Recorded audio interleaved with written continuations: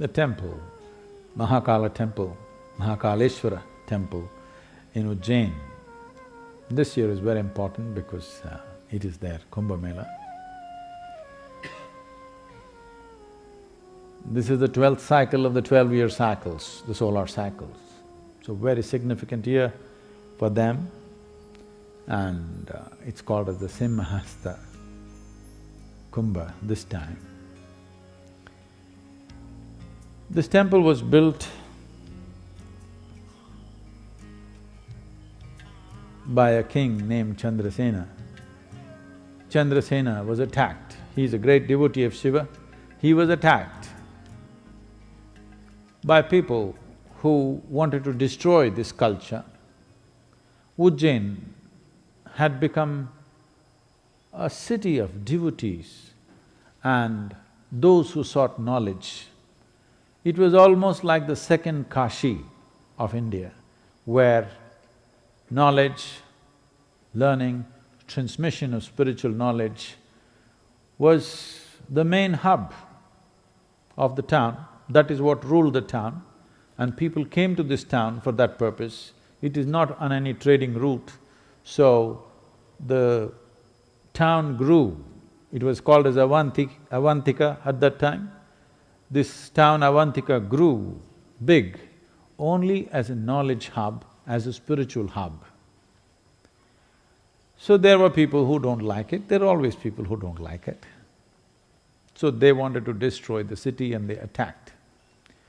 I won't go into the entire story, so he prayed to Shiva, and Shiva appeared in the form of Mahakala and absorbed the enemies in a certain way and relieved him of this trouble so that he could continue spreading what he was doing.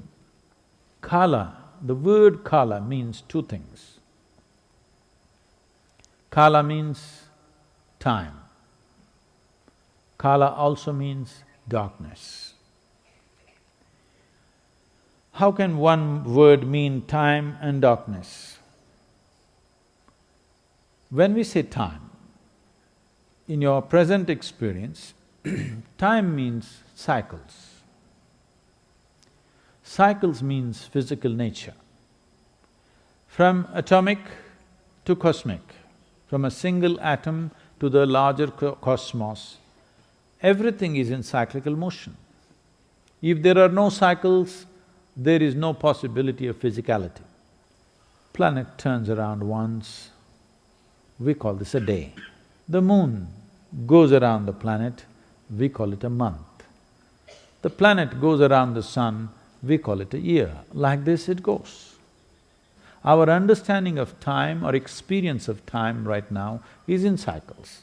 Cycles of sleep and wakefulness, eating, digestion, hunger. Like this there are many cycles. It is only through circular movement of things do you know time. If there was no circular motion, if there are no cycles in the existence, if there is no physicality, you wouldn't grasp time. That is, time manifesting through physical existence. This physical existence is happening in the lap of a larger non-existence, which in English language they may call it space. Here we call that Kala or darkness. Why we are calling space as darkness is, if you want to see light, you need some opaque object, an opaque object which stops light. You can see my hand only because it is stopping light. You cannot see the air because it's not stopping light. Nor can you see the light in the air because it is not stopping light. Anything that does not stop light will not be seen by you, it will be darkness to you. Either you must see the source of light or you must see an object which stops light, otherwise you will have no experience of light. See, you see the sun and the moon. Sun is the source of light for us, moon is reflecting the light. In between is all darkness, but light is passing, isn't it? You don't see it, but it is definitely passing, otherwise how would it fall on the moon? So, the space is referred to as kala or darkness, because space is dark. Only if there is something, it reflects light and you experience light. If there is something, then it is not space. So, space is referred to as darkness. Between time and space, why are they mentioned with one word? Because they are one. In the sense, right now, let's say this is point A and this is point B.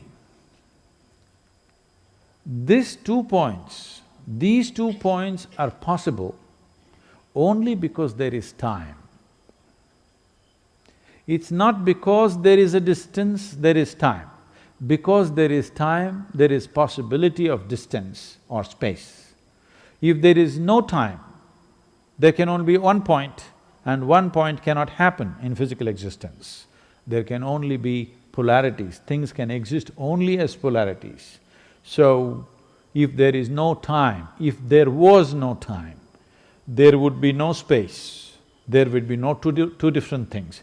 Everything would… nothing could exist, even nothing could exist.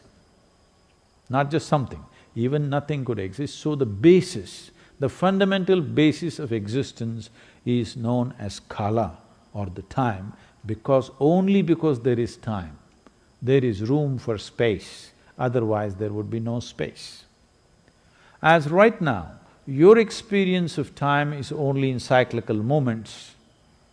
Your experience of time is only an expression of physical nature, because physicality exists only because of cyclical movements. The entire aspiration, the spiritual aspiration is to attain to mukti or liberation, means you want to transcend the ways of physical, or in other words, you want to transcend the cyclical nature of the existence. Transcending the cyclical nature of the existence means transcending repetitive process of life. Transcending repetitive process of life means transcending the compulsiveness of who you are. From compulsion to consciousness, from compulsiveness to consciousness, this is the journey. So if you want to move from compulsiveness to consciousness, the limited experience of time that you have right now, which is an expression of the cyclical moment of physical existence, if you experience time without the basis of physicality or without the limitations of physicality, then we call that time as Mahakala. Mahakala is the lap upon which creation is a smattering of things. Huge galaxies, but still they're just small specks of creation. Rest is all empty space. 99% or 99 and more percent of an atom is emptiness, that is Mahakala. Though the atom is in cyclical movements, over 99% is emptiness. In the larger cosmos, over 99% is emptiness. Huge galaxies in cyclical movements, but over 99% is emptiness. So it is in the lap of Mahakala that creation happens. If you are involved with limited specks of creation, then you experience time as a cyclical movement. This dimension is referred to as samsara, which means cyclical movements. If you transcend this, then we call this vairagya. This means you have become transparent. If you are transparent, you don't stop light. If you don't stop light, this means you have become free from the compulsive nature of life or the cyclical moment of life. If you become free from the cyclical moment of life, then we say you are in mukti or absolute liberation.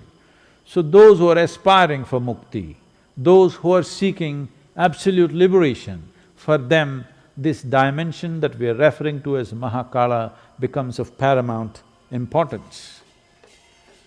The Mahakala temple the linga that is consecrated there is a phenomenal nature.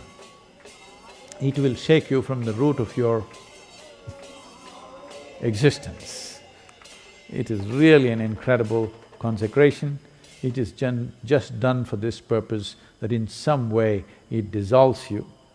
There is a dimension of Mahakala in the Dhyanalinga, but it is clothed so that only those who seek, for them it'll be available. There it is a little more, there is certain flagrance to the way he finds expression, there is a certain forcefulness, raw forcefulness. One must be ready to go into this temple properly because it's of a tremendous power and